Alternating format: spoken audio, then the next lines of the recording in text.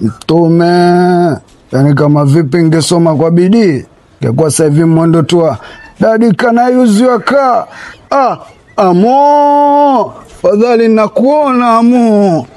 Alhamdulillah amo, long life amo.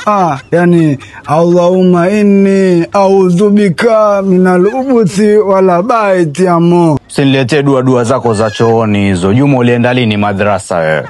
Mimi na mali hapo amo. Kama vipi kitu kipya wewe mpromote tu na mimi niishi vizuri amo. Utanuzia pesa ngapi hiyo? Ona amo, tenga 2 tu alafu nini mimi hata sikusumbue amo. Hebu ligeuze nilione hilo friji. Haina noma, sio vitu vyangu legiti.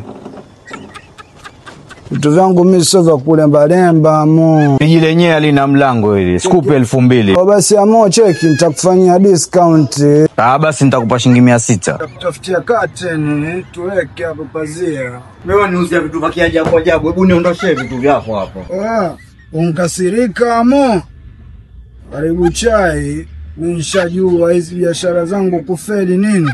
Kuna bi mkuu pale Kitam Pilot ana document nini lakini waruka huo ndo amfelisha huo. Lakini nini? One day yes.